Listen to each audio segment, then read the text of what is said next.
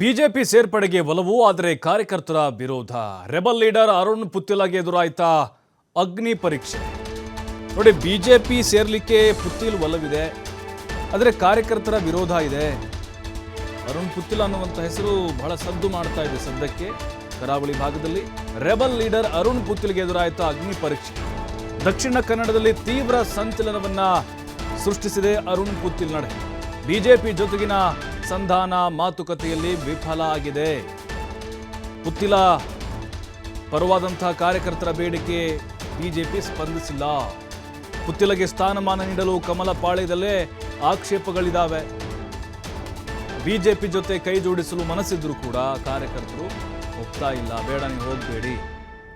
ಇಂದು ಬೆಂಬಲಿಗರ ವಿಶೇಷ ಸಭೆಯನ್ನ ಕರೆದಿದ್ದಾರೆ ಅರುಣ್ ಕುಮಾರ್ ಪುತ್ತಿಲ. ಸಭೆ ಬಳಿಕ ಮುಂದಿನ ನಡೆ ಏನು ಅನ್ನೋದ್ರ ಬಗ್ಗೆ ಮಾಹಿತಿಯನ್ನ ತಿಳಿಸಲಿದ್ದಾರೆ. ಬಿಜೆಪಿ ಸೇರ್ಪಡೆಗೆ ಈಗ ಅರುಣ್ ಪುತ್ತಿಲ ಅವ್ರಿಗೆ ಒಲವಿದೆ, ಮನಸ್ಸಿದೆ ಅವ್ರ ಕಡೆ, ಆ ಕಡೆ ಮನಸ್ಸಿದೆ ಬಿಜೆಪಿ ಕಡೆಗೆ. ಆದರೆ ಕಾರ್ಯಕರ್ತರ ವಿರೋಧ ಇದೆ. ಯಾಕೆಂದರೆ ಸಭೆಯಲ್ಲಿ ಸ್ಥಾನಮಾನಗಳನ್ನು ಕೇಳಿದ್ದಾರೆ. ಸ್ಥಾನಮಾನಗಳನ್ನು ಕೇಳೋದಕ್ಕಿಂತ ಟಿಕೆಟ್ ಕೇಳ್ತಿದ್ದಾರೆ ಅವರು.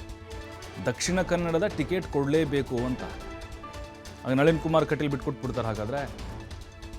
ಬಟ್ ಪುತ್ತಿಲ ಅವರನ್ನು ಎದುರು ಹಾಕ್ಕೊಂಡು ಬಿಜೆಪಿಗೆ ಚುನಾವಣೆ ಸ್ಪರ್ಧೆ ಮಾಡೋದು ಬಹಳ ಕಷ್ಟ ಇಲ್ಲಿ. ಅದು ಕಾಂಗ್ರೆಸ್ ಖಂಡಿತವಾಗ್ಲೂ ಲಾಭ ಆಗುತ್ತೆ. ಯಾಕಂದರೆ ವಿಧಾನಸಭೆ ಚುನಾವಣೆಯಲ್ಲಿ ಪುತ್ತೂರಿನಲ್ಲಿ ಯಾವ ರೀತಿ 3ನೇ ಸ್ಥಾನಕ್ಕೆ ಹೋಯಿತು ಬಿಜೆಪಿ ಅನ್ನೋದು ಗೊತ್ತಿದೆ ಅವರಿಗೆ. ಸ್ಥಳೀಯ ಮಟ್ಟದಲ್ಲೂ ಹಳ್ಳಿಗಳಲ್ಲೂ ಕೂಡ ಪುತ್ತಿಲ ಪರಿವಾರ ಇದೆ. ನಗರಸಭೆ ಗ್ರಾಮ ಪಂಚಾಯಿತಿ ಚುನಾವಣೆಗಳಲ್ಲೂ ಕೂಡ ಕಮಾಲ್ ಮಾಡಿದ್ದಾರೆ ಪುತ್ತಿಲ ಪರಿವಾರದವರು.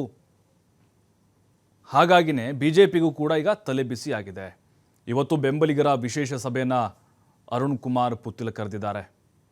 ಅವರ ಮುಂದಿನ ನಡೆ ಏನಾಗಿರುತ್ತೆ? ಪಕ್ಷೇತರವಾಗಿ ಸ್ಪರ್ಧೆ ಮಾಡ್ತಾರಾ ಅಥವಾ ಬಿಜೆಪಿಯಿಂದಲೇ ಅವರಿಗೆ ಟಿಕೆಟ್ ಕೊಡಲಾಗುತ್ತಾ ಅಥವಾ ತಟಸ್ಥವಾಗಿ ಉಳಿತಾರ ಅನ್ನೋದು ಕೂಡ ಕುತೂಹಲ ಇದೆ. ಜನತಾ ಪಾರ್ಟಿ ಇವತ್ತು ಒಂದು ರಾಷ್ಟ್ರೀಯ ಪಾರ್ಟಿ, ಜಗತ್ತಿನಲ್ಲಿ ಅತಿ ಹೆಚ್ಚು ಒಂದು ಸದಸ್ಯತ್ವವನ್ನು ಹೊಂದಿದಂಥ ಏಕೈಕ ಪಾರ್ಟಿ.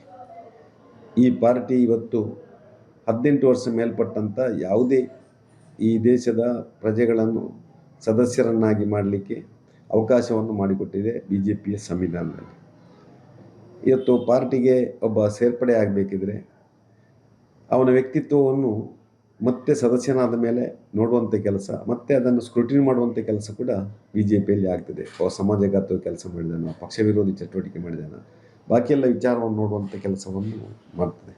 ಈ ನೆಲೆಯಿಂದ ಇವತ್ತು ಪಕ್ಷಕ್ಕೆ ಯಾರೇ ಬರುವುದಿದ್ದರೂ ನಮ್ಮದು ಸ್ವಾಗತ ಇದೆ.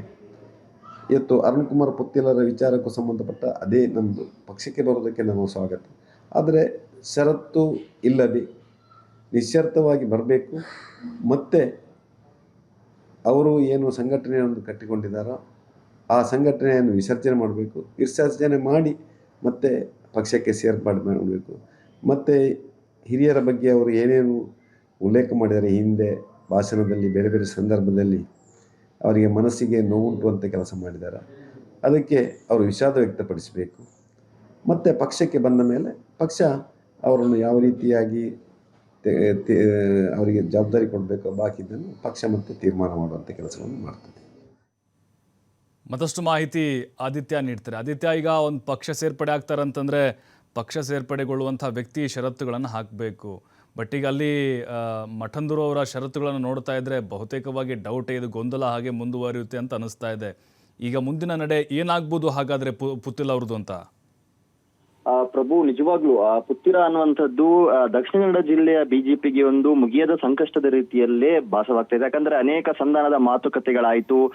ಬಹುತೇಕವಾಗಿ ಅರುಣ್ ಪುತ್ತಿಲ ಬಿಜೆಪಿಗೆ ಬಂದೇ ಬಿಟ್ರು ಅನ್ನುವ ರೀತಿಯ ಒಂದು ವಾತಾವರಣ ಕೂಡ ನಿರ್ಮಾಣ ಆಗಿತ್ತು. ಅಧಿಕೃತ ಘೋಷಣೆ ಒಂದೇ ಬಾಕಿ ಅನ್ನುವ ರೀತಿಯ ಕೆಲವೊಂದಿಷ್ಟು ಮಾಹಿತಿಗಳು ಕೂಡ ಲಭ್ಯವಾಗ್ತಾ ಇತ್ತು. ಆದ್ರೆ ಇದೀಗ ಎಲ್ಲವೂ ಕೂಡ ಚಿತ್ರಣ ಉಲ್ಟಾ ಆಗಿದೆ. ಮತ್ತೆ ಅರುಣ್ ಕುಮಾರ್ ಪುತ್ತಿಲ ಬಂಡಾಯ ಅಭ್ಯರ್ಥಿಯ ರೀತಿಯಲ್ಲೇ ಪಕ್ಷೇತರ ಅಭ್ಯರ್ಥಿಯಾಗಿ ಪುತ್ತಿಲ ಪರಿವಾರದ ಮೂಲಕ ಮತ್ತೆ ಲೋಕ ಅಖಾಡಕ್ಕೂ ಕೂಡ ಎಂಟ್ರಿಯನ್ನ ಕೊಡುವಂತದ್ದು ಬಹುತೇಕ ಪಕ್ಕ ಅನ್ನುವಂತ ವಾತಾವರಣ ನಿರ್ಮಾಣ ಆಗಿದೆ. ಯಾಕಂದ್ರೆ ಪುತ್ತಿಲ ಪರಿವಾರ ಬಿಜೆಪಿಯೊಂದಿಗೆ ಸಂಧಾನ ಆಗ್ಬೇಕು ಅಂದ್ರೆ ಪ್ರಮುಖ ಷರತ್ತುಗಳನ್ನ ಹಾಕಿತ್ತು. ಒಂದು, ಬಿಜೆಪಿಯ ದಕ್ಷಿಣ ಕನ್ನಡ ಜಿಲ್ಲೆಯ ಜಿಲ್ಲಾಧ್ಯಕ್ಷ ಸ್ಥಾನವನ್ನ ಕೊಡಿ ಅಥವಾ ಟಿಕೆಟ್ ಕೊಡಿ ಅನ್ನುವ ರೀತಿಯ ಕೆಲವೊಂದಿಷ್ಟು ಬೇಡಿಕೆಯನ್ನ ಇಟ್ಟಿತ್ತು. ಆದ್ರೆ ಜಿಲ್ಲಾಧ್ಯಕ್ಷ ಸ್ಥಾನವೂ ಕೂಡ ಪುತ್ತಿಲಕ್ಕೆ ಸಿಗ್ಲಿಲ್ಲ, ಬೇರೆ ಅಭ್ಯರ್ಥಿಗೆ, ಬೇರೆ ವ್ಯಕ್ತಿಗೆ ಸಿಕ್ಕಿತ್ತು. ಇದಾದ ಬಳಿಕ ಪುತ್ತೂರು ಅಧ್ಯಕ್ಷ ಅಧ್ಯಕ್ಷ ಸ್ಥಾನ, ಬಿಜೆಪಿ ಅಧ್ಯಕ್ಷ ಸ್ಥಾನವನ್ನು ಕೊಡಬೇಕು ಅಥವಾ ಮುಂದಿನ ವಿಧಾನಸಭಾ ಚುನಾವಣೆಗೆ ಪುತ್ತಿಲಗೆ ಬಿಜೆಪಿಯಿಂದ ಪುತ್ತೂರು ವಿಧಾನಸಭಾ ಕ್ಷೇತ್ರದಿಂದ ಟಿಕೆಟ್ ಅನ್ನ ಕೊಡಬೇಕು ಅನ್ನುವಂತಹ ಬೇಡಿಕೆ ಇತ್ತು.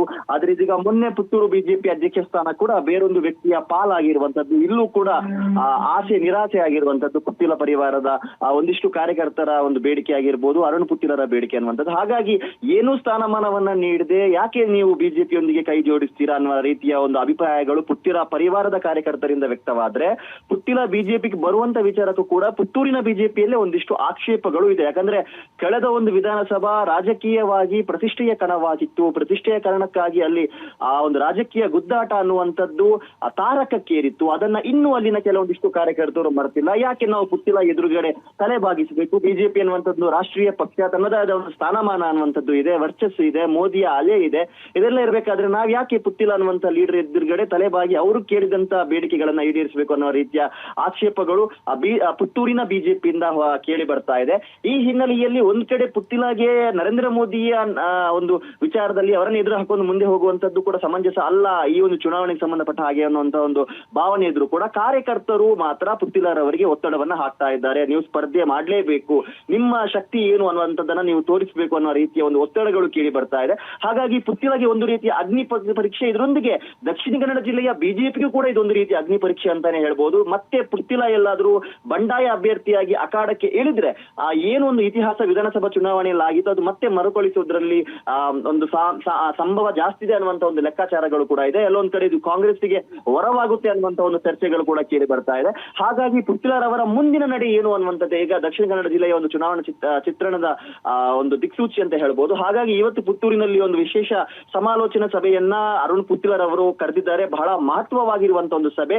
ಇವತ್ತು ತಮ್ಮ ಒಂದು ನಿರ್ಧಾರವನ್ನ ಅವರಲ್ಲಿ ಪ್ರಕಟ ಮಾಡ್ತಾರೆ. ಮುಂದಿನ ತಮ್ಮ ಚುನಾವಣೆಯ ನಿರ್ಧಾರ ಏನೋ, ಸ್ಪರ್ಧೆ ಮಾಡ್ತಾರಾ, ತಟಸ್ಥವಾಗಿ ನಿಲ್ತಾರಾ, ಅಥವಾ ಬಿಜೆಪಿಗೆ ಸೇರ್ಪಡೆ ಆಗ್ತಾರಾ, ಕಾರ್ಯಕರ್ತರ ಮನವನ್ನು ಒಲಿಸ್ತಾರ, ಅಥವಾ ಕಾರ್ಯಕರ್ತರ ಅಭಿಪ್ರಾಯಗಳಿಗೆ ತಲೆ ಬಾಗ್ತಾರ ಅನ್ನುವಂಥದ್ದು. ಸೊ ಇವತ್ತಿನ ಸಭೆಯ ಮೇಲೆ ಎಲ್ಲರ ಚಿತ್ತ ಇದೆ. ಈ ಸಭೆಯ ಮೇಲೆ ಇಡೀ ದಕ್ಷಿಣ ಕನ್ನಡ ಜಿಲ್ಲೆಯ ಲೋಕ ಅಖಾಡದ ಒಂದು ಚಿತ್ರಣ ಅನ್ನುವಂಥದ್ದು ನಿಂತಿದೆ.